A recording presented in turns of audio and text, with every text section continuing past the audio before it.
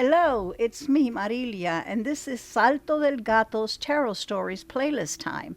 Thank you so much for stopping by. You're going to really enjoy this week's story. Today we're going to explore the third major arcana trump, the Empress. Let's go. So here we are at the Empress. We all want to be at the stage of the Empress because she represents comfort, luxury, abundance, and everything that feels opulent to us. The Empress has no worries. She's been provided for. She's being cared after. She has security. Look around her. She has all the things she needs or wants or could even dream of. She is heavy with child. She's full. Yes, the Empress promises all these things. Are you ready to meet the Empress? But before we do, there's another perspective to consider in the Empress. Yes, there is a promise, but that doesn't necessarily mean the Empress is going to fulfill it for you. Although she is now heavy with child and about to give birth, any woman who has ever carried a child and experienced birth understands what that feels like. The morning sickness, the changes to the body, but you bear all that because of the promise of that babe you're going to hold in your arms. When you reach the point of delivery, where all your expectations are about to be fulfilled, you encounter contractions and labor until finally the promise rips out of your body and you release the primordial scream of the goddess. You experience Kali in all her glory. It's funny because normally this process is referred to as giving birth. Well, there is no giving anything. Life rips itself out of you. Your body literally squeezes and pushes the promise into existence in a very violent way. The Empress represents that extreme polarity of femininity that contains immense power. It's totally feminine, but it is the force of a violent hurricane or the explosion of a fiery volcano. It is the ripping of the earth in an earthquake, the destructive winds of a tornado, the merciless strength of the current that pulls everything into it. That is what is contained in the gentle, soft, luxurious appearance of the Empress. She's the force that can bring forth life. Oh, holy baloney, Mo, what the F does that mean? Well, it's simple. At the Empress, you have entered the world of solids. You have left your little bliss of daydreams and ideas and thoughts and imaginations. You've been doing all that shadow work that you thought was so difficult, and it was, but that spark that it ignited somewhere up there in the Fool that eventually became self-aware and then understood that it had to connect itself to another is now ready to jump down one period in the periodic table of elements and come out of the stage of air and gas and into the world of solids. Here you encounter gravity. You encounter physical pain, physical limitations. You encounter what it is like to have to take in nourishment, process it, and release it out of your body. You experience a heart that beats, lungs that breathe, and all the growing pains in your bones and muscles as you learn to crawl, then walk, and finally run. You experience gender in the physical form of genitalia. Welcome to the world, baby. So in a sense, the Empress represents the human years from infantile life as a newly arrived babe that is nurtured into self-sufficiency because the new babe is automatically promised a life. So this is birth to teenage years where a child is still under the umbrella of the parents. The life the child has been gifted will be everything that child wishes it to be as long as he or she is willing to do the physical work necessary to make it happen. Yes, in the Empress, you learn, hopefully gently because everybody's journey is different, but in the Empress, you learn that you are the alchemist. You have the magic within you to make all your desires happen, but it is up to you. Enjoy your journey through the Empress.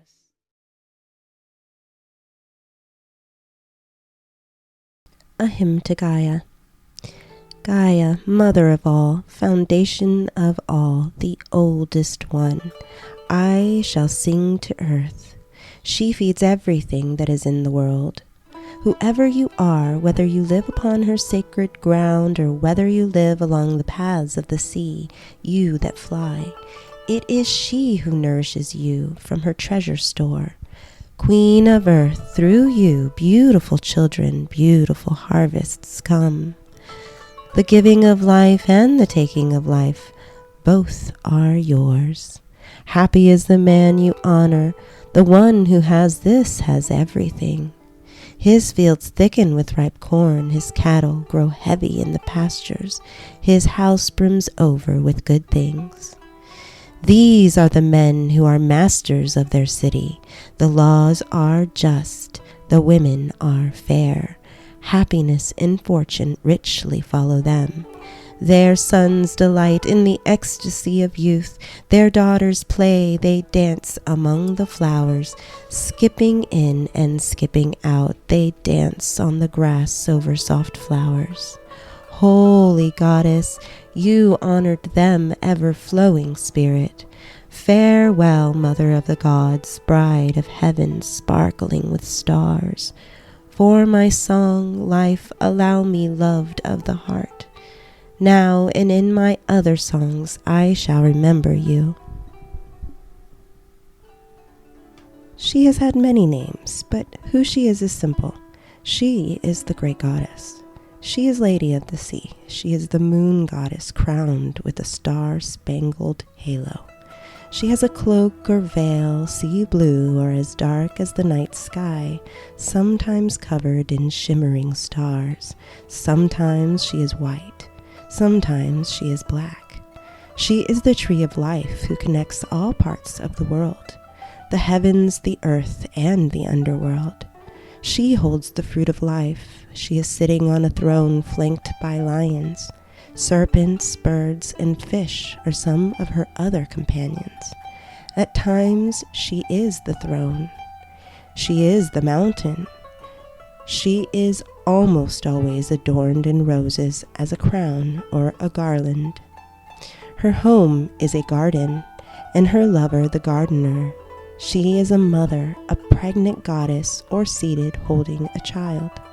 Sometimes her child is female, and sometimes he is male, but always the child is spring, the return of the sun. It may seem like long ago to us, but to her it has only been moments. Moments since she was dethroned, moments since nomadic tribal patriarchs of a storm god tried to erase her forever. She was the land, the sea, the stars and the heavens, the storm, the flood, the plants, and all the animals. We worshipped her because she provided us everything we needed. She promises us pleasure. She promises us pain. She promises life, but also death. In death, we go back to her embrace, with a promise to return again, just as the wheat, the corn, the vine, the herds of cattle, the fish-filled sea, and everything of her had always done. This is what our ancestors knew when they painted the inside of burial chambers in red ochre. The dead would return to meet the mother, and she would bring them back into life again with the blood-red dawn. Are you in love with the moon? Do you find yourself gazing up at it mystified? It has a whole side of it we've never seen. The goddess wears the moon on her head as a crown or stands upon it. The glowing actress in the sky playing out the drama of our mortal lives. We wax, we bloom, we wane, and in 3 days are we resurrected? Our ancient ancestors saw this as a sacred marriage between a mother and her son, who becomes her equal and then her lover. The illumination of the sun is first a crescent. When the sun is fully illuminating the moon, they are lovers. And when the sun is no longer shining on the visible part of the moon for 3 days, she mourns and searches for him until he is born again as the crescent. Isis says, Osiris, you went away, but you have returned. You fell asleep, but you have awakened. You died, but you live again. This is a story with a thread that trails from the clay figures unearthed after tens of thousands of years, which our ancestors shaped and molded with their hands, celebrating the fullness of the female form in relation to the fertility of the land. Do the sacred marriage rituals of Inanna and Dumuzi, when kings were only kings if they enacted the sacred marriage with the high priestess of her temple, and then he would be the gardener. This is how we bless the crops to ensure their bounty each year. In a poem of a sacred marriage with King Insin Dagon and Inanna, she embraces her beloved husband. Holy Inanna embraces him. The throne in the great sanctuary is made glorious like the daylight. The king like the sun god. Plenty, happiness and abundance before him prosper. A feast of good things they set before him. The dark-headed people prosper before him. The king with food and drink is fitly provided. The divine mother, fearful dragon of heaven, with food and drink is fitly provided. The temple gleams, the king rejoices. Daily the people are satisfied with abundance. The divine mother, fearful dragon of heaven, rejoices. It is the same with Ishtar and Tammuz, Asherah and Baal, Isis and Osiris, Aphrodite and Adonis, Adam and Eve in their garden, and later Mary's child is Jesus. And though she doesn't become his lover, the story is the same. The goddess gives birth to the god. They live, they die, they're reborn. All life comes from this union, and all life is of her womb. In Sumerian myth, she is the primordial waters imagined as the world serpent Namu, who brings the great mountain Anki, heaven and earth, into being. Ki Ninhursag becomes our mother goddess. In Greece, Gaia, Mother Earth, comes from chaos and creates Uranus, the heavens, as her mate. She is then dispersed into innumerable nymphs and goddesses with domain over nature still, but also love, wisdom, fate, grace, and all that inspires too. Her granddaughter Hera is the queen of heaven. It isn't until much later that Zeus tricks her into marrying him. Invaders to the fertile river valleys bring their tribal war gods with them and marry them to the great goddess. When human beings begin to engage in war and mass violence, her status changes as it must. For how could you destroy what you are a part of? How do you enslave your kin? How do you subjugate your mother, sister, lover? In the Enuma Elish, she is the great sea serpent again, but this time she is Tiamat, and she is torn apart by Marduk, who makes the earth from her body. Then the Lord paused to view her dead body, that he might divide the monster and do artful works. He split her like a shellfish into 2 parts. Half of her he set up and sealed it as sky. He heaped up a mountain over Tiamat's head, pierced her eyes to form the sources of the Tigris and Euphrates, and heaped similar mountains over her breast, which he pierced to make the rivers. From the eastern mountains that flow into the Tigris, her tail he bent up into the sky to make the Milky Way, and her crotch he used to support the sky. She becomes the darkness, and the god who slays her is the light. She becomes Lilith, who will not submit to Adam, and then she becomes Eve, who listens to the serpent instead of the god. She eats from the tree of life, the very symbol of her connective and regenerative powers. For this she must be punished. All humanity must die. But by the laws of this god, we are deprived of our mother, our final resting place, and the place from which we all regenerate. To this god, her body is not hers at all, but her lover's, and his body is nothing but dust. From dust we come, and to dust we return. Not rich, dark earth teeming with fertility, but inorganic, inanimate dust. Her essence was so present in any imagery of nature that the patriarchs ordered the destruction of not just her personified, but also images of animals and plants associated with her. Moses' serpent staff is no longer acceptable, and the female cherubim and palm trees removed from the Holy of Holies. But Astarte and Sybil were worshipped as stones, and the Asherah was a sacred tree. How do you get rid of that? But ye shall destroy their altars, break their images, and cut down their groves. For thou shalt worship no other God, for the Lord, whose name is jealous, is the jealous God. The crown of roses placed over Inanna, Ishtar, Isis, and Sybil's head was transferred to Mary, as was the starry veil. When we came across the sea and reached the so-called New World, she was here already. Sometimes she was simply Earth or the moon again. Sometimes a spider goddess, a serpent, a bear. To the Iroquois she fell from the sky. There was no destroying her image. It was never going to work. Though they tell us to keep our eyes only on the sun, we can't seem to break the enchantment of the moon. The moon tells us a story as familiar as our mother's heartbeat. She is the shimmer of the seawater, the green shoots blossoming from the laurel, the wind that makes the wheat dance in the fields and lifts the birds in flight. Her body is the mountain, her womb is the cave. We are her children, and in her eyes we are perfect. She will not give us the promise of something better than this world, but instead she reveals paradise here on earth. In the tarot, she is the Empress.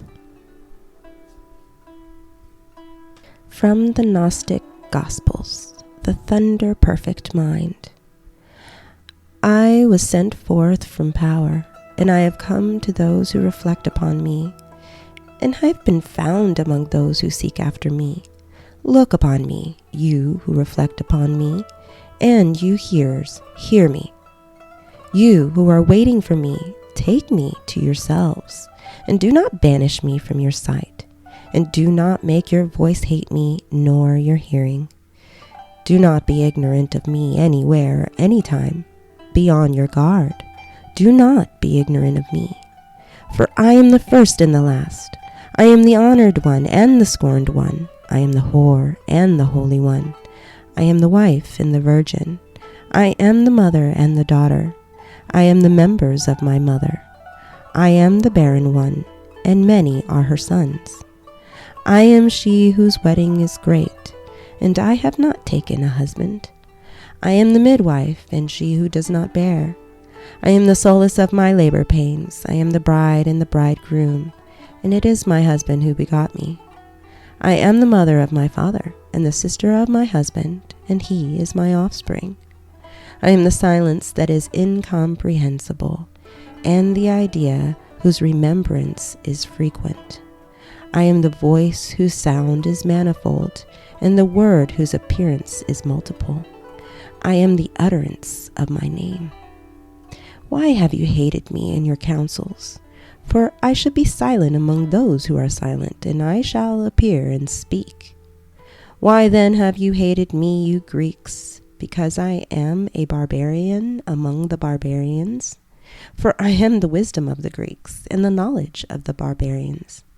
I am the one whose image is great in Egypt, and the one who has no image among the barbarians. I am the one who has been hated everywhere, and who has been loved everywhere.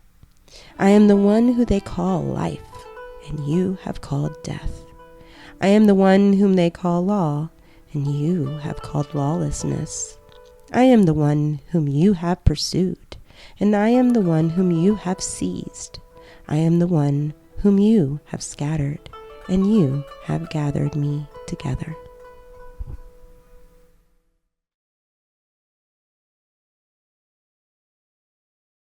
And this is the part that we really have just a little conversation after the terror stories. We have some hot tea because we both have a bit of a cold, and let's get right into it. And I don't know if you had a chance already to listen to that fabulous story about the Empress. I'm going to let Desiree give us a quick little overview of it. Okay, so I needed to pick a story for the Empress, and I thought I was going to get to Gaia. Remember that? I do remember you saying that. But it just was not enough for me, because I felt that if I picked one goddess that represented the great goddess, it would just be like this moment in our evolution of consciousness, because that's what the goddess really, her stories and her images show us. We have a lot of her images back here. She's so many goddesses in one. Because you're right. Yeah. She represents the divine feminine, incarnated.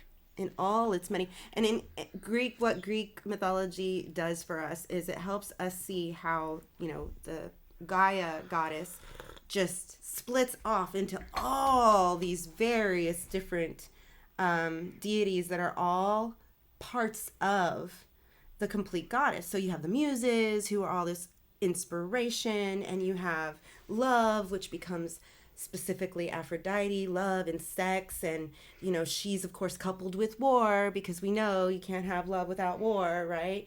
And that's Ares in there.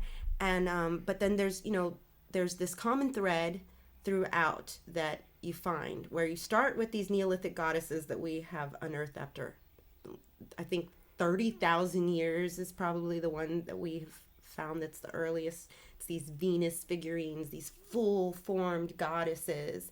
And they're the only real indication of what people could have been worshiping, because other than that, it's depictions of animals. And then it evolves to this sacred marriage.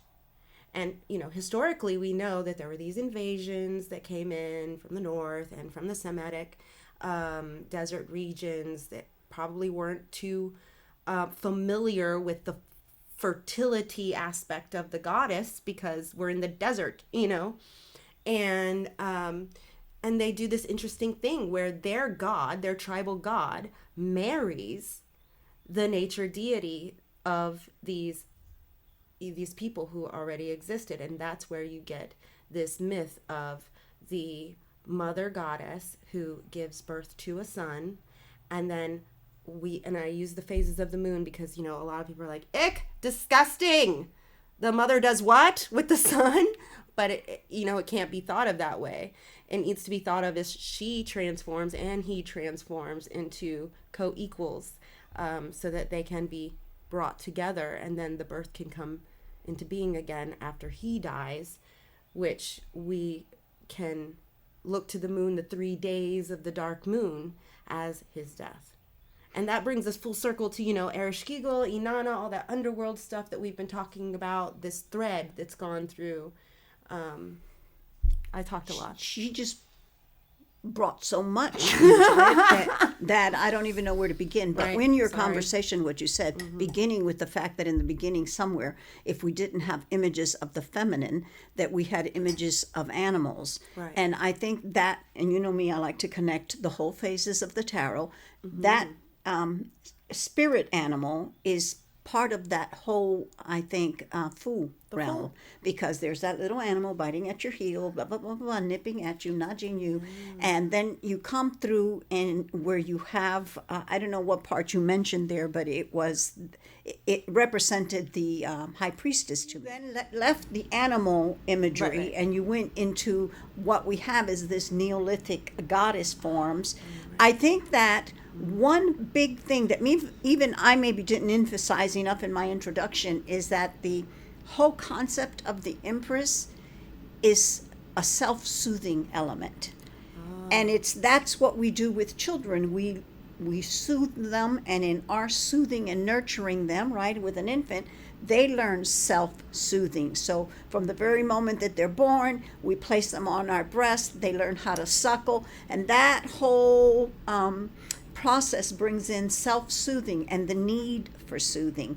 For pleasure, to feel pleasure and to feel Comfort. Right. Comfort, and just to feel something other than ice cold reality. Because remember, it is at the Empress that we enter into the first experience of the world of solids, and it can be very harsh, and it can be very cold, and it can be very clinical, and it can be very black and white.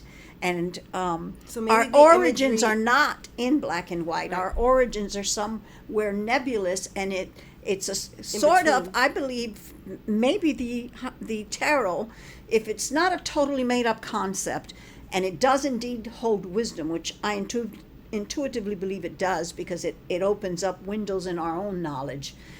If that is the case, then from when we come out of the ether, if you will, in the Fool, we need to go through a kind of conditioning process, which is what happens in the Magician and in the High Priestess, where we understand that we become aware of self, of becoming, and then in the High Priestess, we become aware of ourselves and then another, and then in the Empress, that's materializes, because the Empress gives birth, and that new child that's born realizes the other, because it's that nurturing aspect.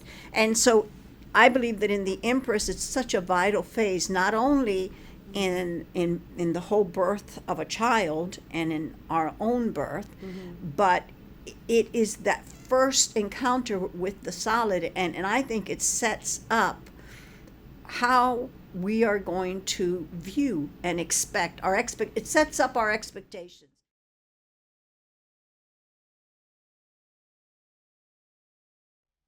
So this is the story actually that the moon tells us, and this is why it was so hard for me. And I thought, I can't come up with one goddess, but I can come up with one symbol, and that is the moon. And you're wearing the shirt for the moon right now in the moon phases, and that cycle, because we're under the influence of the new moon that's just phasing out. Right. But that cycle that drama is played out for us each night. The sun, or the child of the goddess, illuminates the moon at different phases. And you can think of the moon as all of the universe, space and time and everything. And the sun as the source of energy and the source of light. And so when the sun is shining on the moon, it illuminates it in different phases. And I keep coming back to that, because it's really the part that we're missing and that we don't understand. Well, you keep coming back to that because you're being spiritually guided to come back to that. The Empress is trying to talk to you, because actually that's astrotheology that you're talking about. And astrotheology is the basis of the whole creation and crucifixion and the whole Trinity. It's exciting to me for this reason. There is one force that's masculine and one force that's feminine. Somewhere before the shattering, they were one force together. And so to say that there is all of these different filtrations of the force, and they have represented themselves in so many different goddess images, and now they have come together in the Mary image, I think is a lesson. There's a lesson in that, and the lesson is that, look, you can fragment yourself all over, you can break into a million little pieces and shatter, but the process isn't about the shattering, it's about the reconciliation, or the coming together of that shattering. Oh, interesting that you bring that up, because that is the theory behind, that is what is all about, Sophia is all about. So in the poem, the very end of the story I tell, it's called The Thunder Perfect Mind. That is a poem about Sophia. And in it, the very last line says, "You gather me together." And so the idea with the Shekinah, in fact, the Kabbalah, was that there was this thing that happened where the god and the goddess were yes, she was shattered. The Kabbalah says that in the beginning there was a shattering. Now, funny, because, physics calls it the Big Bang. Yeah. Okay, right. But there was a shattering. And then that was the source of all, who shattered itself. And all of those different pieces, it was contained that force. Now, I'm gonna go down one of my little black holes here. If you know anything about fractals and holograms, then you know that a hologram is a little teeny tiny weeny piece of a hologram or a picture that contains an image of the entire thing, and then there's like a particle. yeah. with So right. if you put a whole bunch of these together, and each little, if you tore the hologram in however many pieces, each piece would contain an image of the entire thing. Follow that a minute, because that's the concept of the shattering. So the Godhead, the source, shattered itself, and we are parts of that shattering. And every one of us contains the entire source within us. So when you look at somebody who you really dislike and you really irritates you, remember, and this is the piece of the trusting. I mean, it's all connected. It's clear as hell when you start thinking about it. If you trust that that shattering did take place, and that that piece of divinity is within you and within the other. Remember, the high priestess, you found out you're aware of yourself, but you're aware of the other, and that the other is divine also. And if we looked at each other that way, it would give us pause before we did some of the horrible things that we tend to do to each other.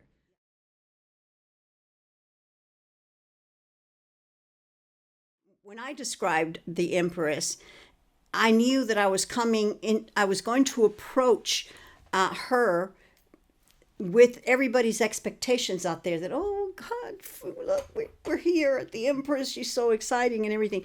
But I used natural catastrophes as part of her characteristics, because I wanted to make the point that the passive force is nonetheless powerful. Extremely powerful. Okay? Right. It is very powerful. And part of its power is in that dark phase of the moon that you don't see it coming. So just look keep at what's that in happening. mind. We haven't really had a goddess culture for 4,000, well, let's say definitely 2,000 years. However, she's coming up out of the earth. I mean, people are unearthing figurines of her left and right. You can't do a dig and not find a goddess. You know, either Aphrodite, Astarte. Could that be because the world is at a stage that it needs her back. soothing So, again? well, let's stick to where you're at right now, though. Why did we have to pull away from the goddess? And I believe we did have to pull away from the goddess, because I do think that in order for us to evolve, say what you like about whether we've definitely gone too far, but technology is not all bad, and the advancements we've made have been helpful to people, medicine and all of these advancements. Could they have taken place if we didn't have the cycle, yes, that tells us we're going to come back, we're going to come back, we're going to come back, but also that linear thinking that says we can transcend. Now, we fell in love with the God, and we fell in love with transcending. Buddhists, I mean, they perfected the art of just coming out of their bodies. Tantric Buddhists don't even feel connected to their bodies. So if I may anymore. interject something, that's the extreme. The extreme, exactly. I think opposition to what the divine feminine represents. I She's think eminence, and he's transcendent. so. What we have here is that we, the people, read into the feminine comfort, luxury, expenses, shopping, lots of food, lots of wine, being Abundance. taken care of, never having to work. She never said that. We put those words in the goddess's mouth and expected that. And when she leads us to the God, we assume, okay, he's supposed to do that for us because we're the goddess and we're not supposed to do any. No one ever said that. We said that. We put words in the God's mouth.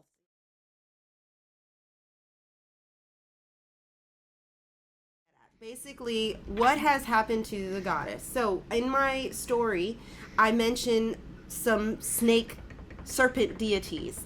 I mention Namu first, who is part of the way older Sumerian myth, where she's the world serpent. Where have you heard of that before? In Norse mythology? I don't think I have. There's a world serpent in Norse mythology. You know that. Well, I know that. I mean, there's one in Look at this. There's one in It's the on. Aztecs. Yeah, it's on the back Ooh. of the cards, which I'll make sure to put in imagery. But look, Oh, the serpent. Ouroboros. Ouroboros. That's the So- snake that eats its own tail. The cycles of Yeah. life. So The cyclical way of existence. she's in I Hindu love it. mythology too. She's the snake that they use to churn the great mountain. There's a great mountain in this story, Sumeria.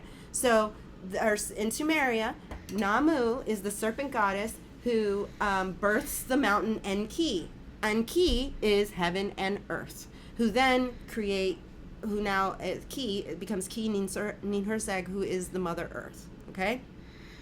We know the story of the Pythia in Greece, who are guarding the temple of Gaia, and Apollo comes, slays her, and takes over her She temple. knows a story of Pythia. See, that's where my lack. I know. Well, Athena. let's look at Athena. This is where Athena comes in. Here we are with Athena. So let's talk about Athena, your favorite goddess, Mom.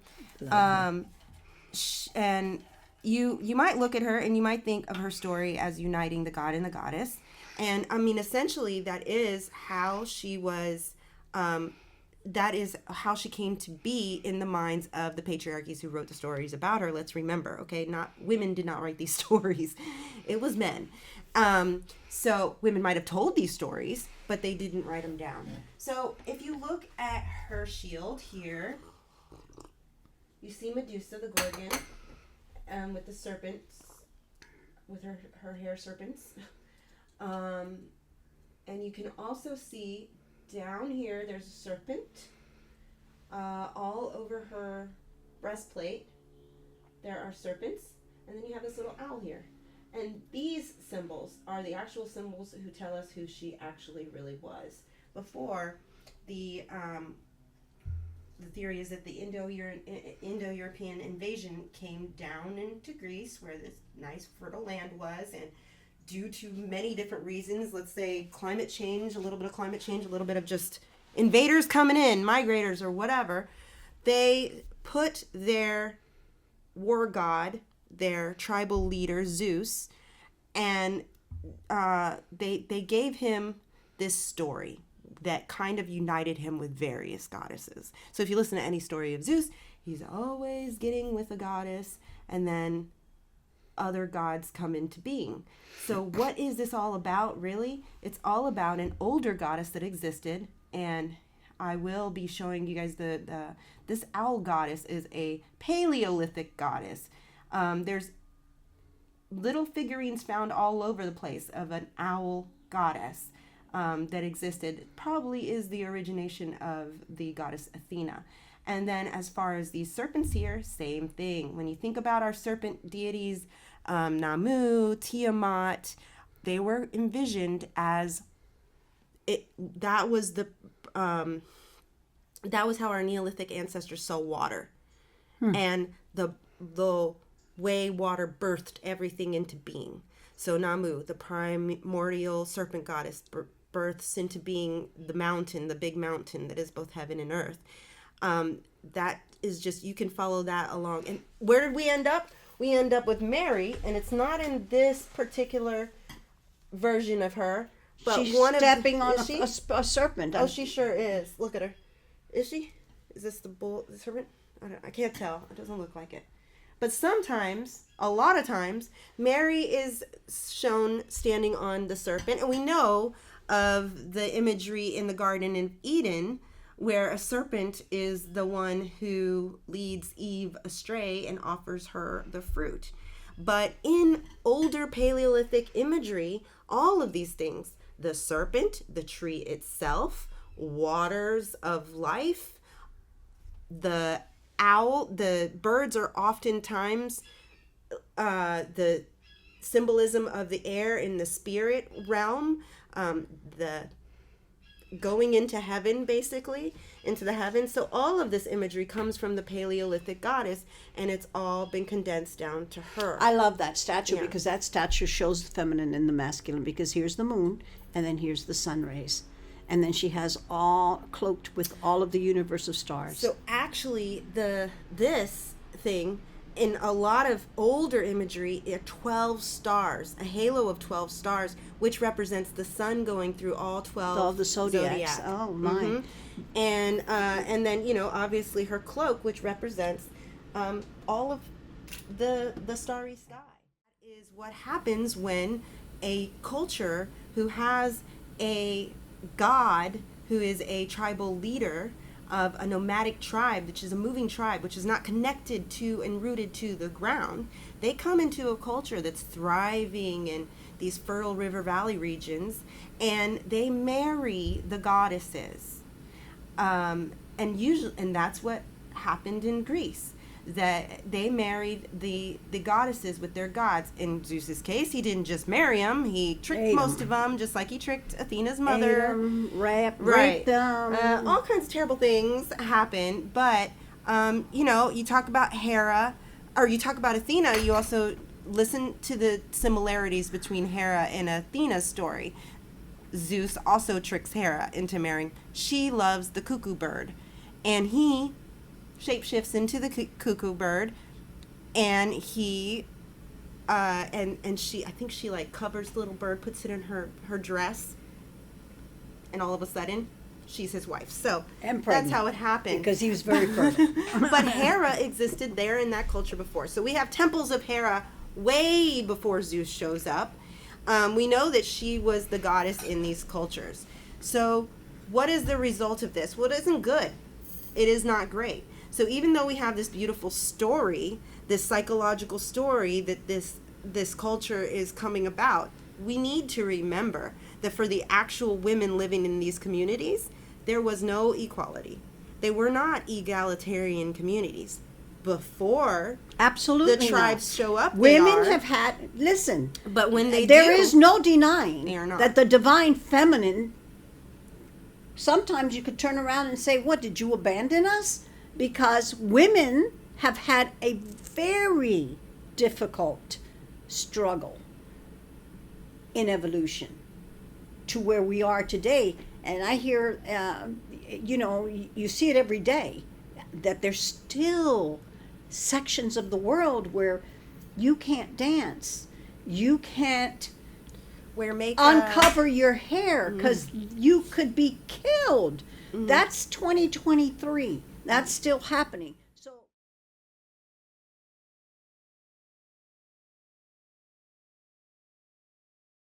okay, so now it's Bible time, Bible study time. whew, my favorite thing. So, because we know that there was a severing, okay? We're not going to blame it all on the Bible. We saw that in Greece, the same thing was happening, the denigration of actual physical women. So why did that happen? Okay?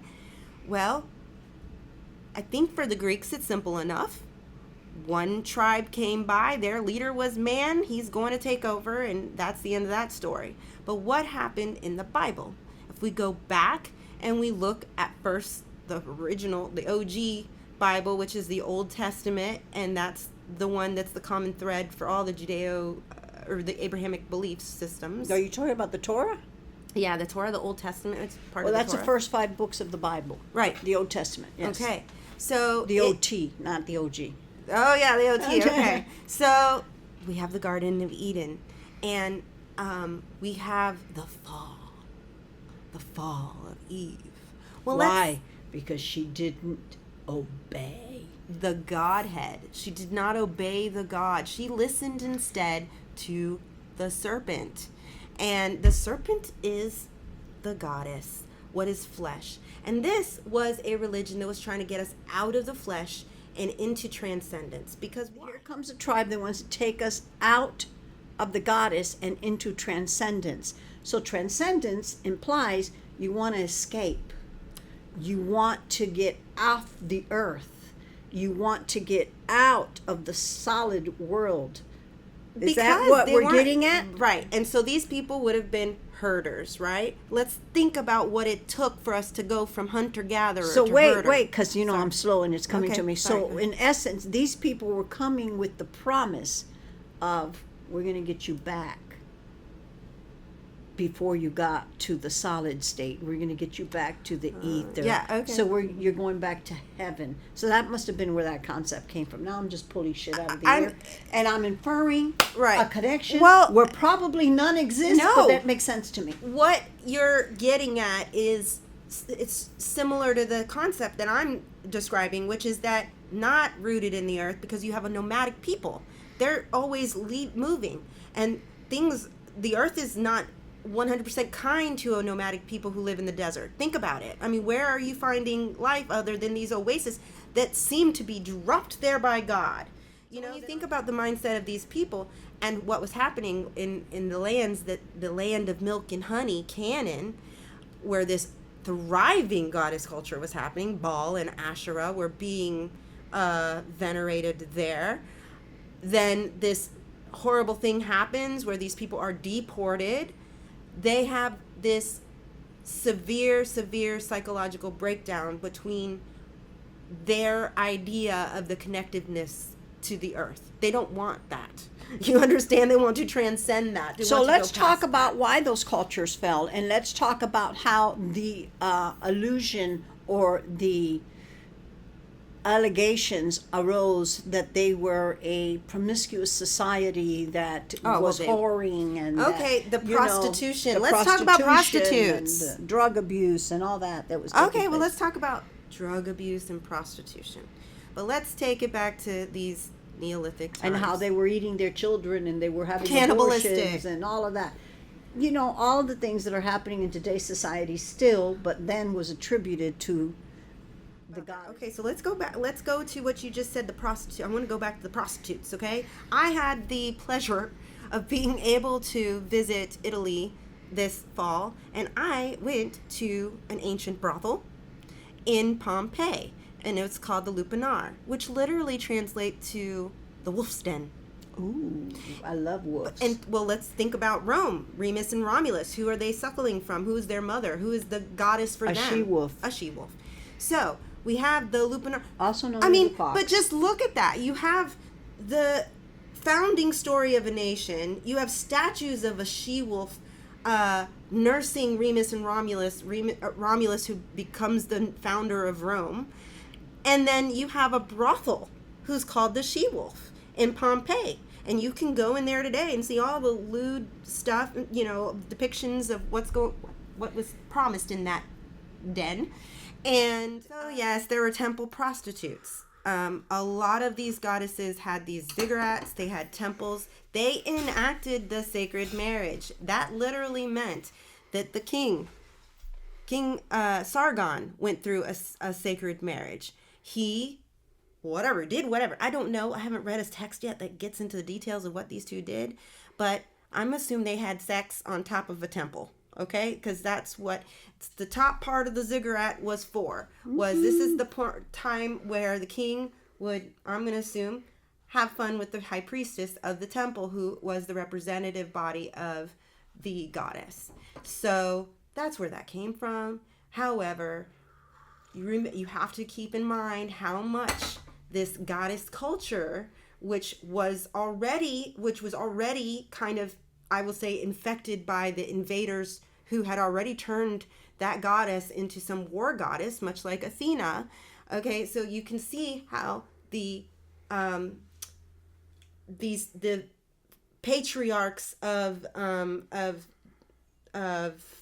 Israel at the time, which was canon, you know, why they were so vehemently against anything to do with the goddess. And what were all these laws about? Well, if you're a nomadic tribal community and you don't have rituals that root you to the earth, now your rituals are things that you do to be a part of this tribe. The laws that you don't eat certain things because that's what those people do. The goddess cultures are cannibals. They eat these people. They do this. They do animal sacrifice. We're not those people. So all of those things that are representative of Eve in the garden, all the things for which she ends up being blamed for, are all the things that we see from the goddess cultures that were rituals that tied people to the land. Anyone who came to the temple. Maybe it was something like similar to what harems are like in the Middle East, where the harem, you know, I'm not saying it was good for women, but it was whatever was the culture that was there that they just did not want to have anything to do with. So then when the Christians come along, they decide that we're going to get rid of all of that. Is that what you're saying? Well, so the Christians have an opportunity, and I guess in my search for answers, I kind of was like, I didn't understand, why didn't the Christians bring back the goddess? Now we got it, okay? Eve, you've decided she's done this thing. So they bring Mary into this, and they bring Jesus in this birth, which brings us back to that The virgin sacred birth, so they marriage. remove That sex part from it. So what happens is that the Christians, they try, right? But because it's so ingrained in their minds at this point that this act of sex, this embodiment, this physical embodiment is evil, that they don't let Mary have her demuzi. You know, they don't let her have her sacred marriage. However, let me just say this. However, biblical scholars who have kind of dissected this say that, well, she was a virgin until Jesus was born. Because then remember, she married Joseph, who adopts Jesus as his own. And they have many children. They have many children. So she's later allowed to have sex, but not before she has given virginal birth to the Son. And so what, again, she's denied of her sacred marriage. Yahweh does not marry her and then they have Jesus. She's denied of this. But there's a caveat.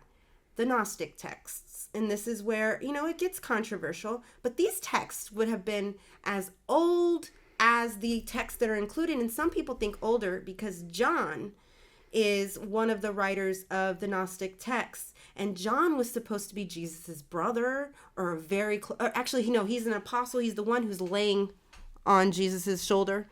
He has his head on Jesus's shoulder, which the theory was that he had his ear closest to his heart. And so he writes a text, and then there's the Gospel of Thomas. And I'm just going to let you guys read these things and tell me what you think, because when I read them, I see a vegetal God. I see a Jesus that is the son of a goddess who then becomes her consort, dies, is resurrected, just like our old stories. And it's just in disguise.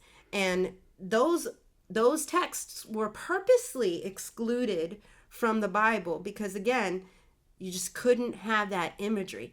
But what the fascinating thing is, and I hope I'm able to show it on this video, are the images. The art is where the story is actually at. Is that the symbology of what was happening. I think there's an image in Notre Dame that has Notre Dame, sorry.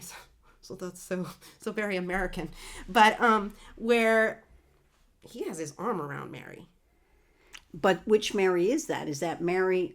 So there's the Magdalene. Or is Mary Magdalene? Or is Mary Magdalene a different phase of the Mary goddess, the goddess Mary? So what I'm trying to say with all this is that I feel that even though we, you know, our consciousness at some point, because we brought this religion here to America and we're American, and so that's why I'm speaking of the one monotheistic religion that is ingrained in our legal system, which is Christianity.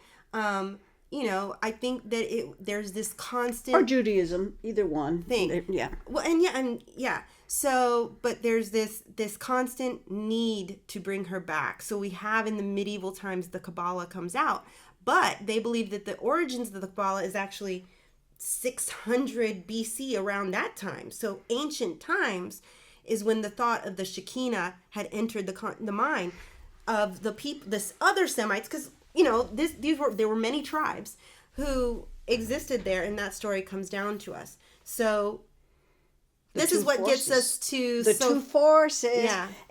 Well, this is why, for me, there's a need for us. There's something inside of us. Personally, the high priestess is the most important card of the entire tarot deck, in my humble opinion, because if you really dig deep into her hidden message, it's very deep. It has the core of all of this. I think it contains within it the whole mystery of the Kabbalah. It has the pillar of severity, the pillar of mercy, and it has the middle pillar. It has the four worlds. It has coming out of the ether and slowly sinking deeper and deeper into solidity until you hit Malkuth and you are in our world. And so in this whole new world of understanding that we reach here at the Empress, the main thing, if we're talking solely about awareness, conscious awareness, in the Empress, we have encountered two things. At least I have encountered two things in the Empress. I encounter the awareness of the need for soothing. I need to soothe. I understand here why it was so important to become aware of the importance of connecting to another. In the Empress, I get that. Mm-hmm. I also get that not only is there a need for soothing, but there is a need to be dependent in the world of solid on others. Mm-hmm. Now, that's controversial because I think that's what gets lost in the Empress. Because there's this undertone of dependency. A child depends on its mother for sustenance and protection and nurturing and sheltering through its infantile years. And in that, we can get lost, in a sense, in becoming dependent on another. But what's actually happening, or should be happening, to us in the experience, the psychological experience of the Empress, is that we should be learning about how we can become self-sufficient, and how that's going to be an end goal. How we can become individuals too. We need to be who we are, because that is very necessary, that we have differences among us. We need to become those differences, but at the same time, we need to know and understand our unity. We have a core. And we kind of hit on that in the High Priestess, but in the Empress, that really, you're my daughter, but you are your own person. Yeah. You want to keep the thread going. Even though you're who you are, she was who she was, and the ones you have birthed will be who they are going to ultimately be, you still maintain the authenticity of a connection.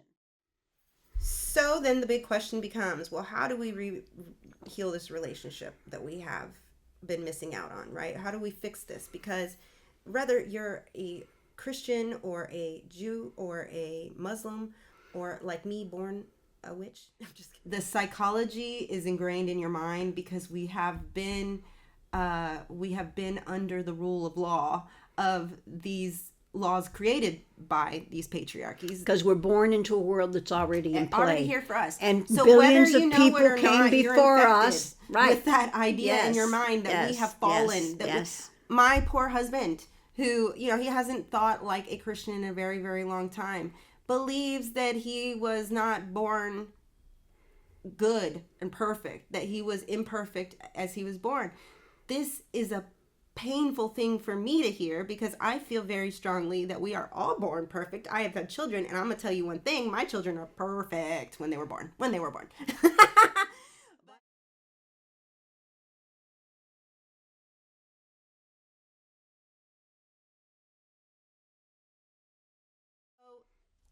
I'm going to tell you the story of Ariadne.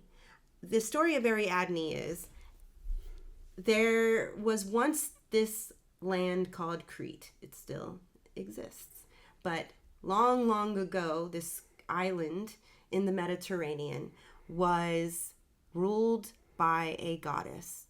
And there's an image of her that maybe some of you have seen. Here it is on my book, this excellent book right here. But she is showing her breasts are exposed, and she has two snakes in her hand like this. And this goddess existed, and her consort was a bull, as many goddesses' consorts are. They're bulls. Asherah had her bull ball, and so on and so forth. Well, when we come to the Greek myth, however, we have a daughter of the king Minos, and she has a brother, and he is the Minotaur. And he has been captured. He's been, Daedalus is this great engineer who built this labyrinth to contain this Minotaur. And the Minotaur is being given tributes from Athens, 7 males and 7 females that he can eat that are for him, his tribute. And they're coming from Athens. And who comes to the rescue? Theseus. Theseus is the hero of Athens, and he volunteers himself as one of the male tributes to be sacrificed to the Minotaur. And so what happens? Ariadne falls in love with him, and she promises to help him to kill her brother, the Minotaur. And how does she do this? With a thread. A piece of yarn that she gives to Theseus so that he can find his way out of the labyrinth after he kills the bull. And he promises that in exchange for her help, he will marry her and make her whatever, his princess bride. And he's going to sail her back to Athens. She was stuck in the wrong phase of the Empress, wasn't she? Well, he took her, and he leaves her and abandons her on the island of Naxos. There we go. So what happens to her? Well, this god, and his name is Dionysus, he comes, and he sees this beautiful woman just bawling on the beach, and he says, "Woman, why are you crying over that dude when you could have a god?" Yeah. And essentially he marries her, and Dionysus is, let me just leave it with this. He was called the god of women, and it was said that when he came through town, women would abandon their chores and run out into the forest, and these were called his maenads. But what does he do with Ariadne? He marries her. And he not only marries her, but in many interpretations, and the one I love the most is by Sophie Strand, read her book, Unwilding the Masculine, he crowns her as the goddess that she always was of Crete. And then he immortalizes her by throwing her crown into the heavens, and that's where we have the Corona. I'm not sure what the constellation is, but it's the crown constellation, and I'll put the words over here. But essentially, he gives the goddess back her throne. And this is the story of how a very masculine deity, because no matter what they want to do to Dionysus, to try to belittle him, and we'll learn about that in the Emperor, he rescues the goddess that we have lost for so long. She's no longer just this little princess who's the sister of the Minotaur. She's the goddess that she always was. She was a very enlightened being who understood that the feminine force, the need to go wild sometimes, is necessary. I loved this. Mm-hmm. I hope that this recording comes out well, and that there's audio, and that I didn't have dyslexia and heard the wrong thing when I tested it. And we're going to test it now. But this has been amazing. Yay! Yes. Thank you so much for stopping by. Make sure you like. Ring the bell so you can hear all about the Emperor. Think about subscribing. Bye-bye. Bye-bye.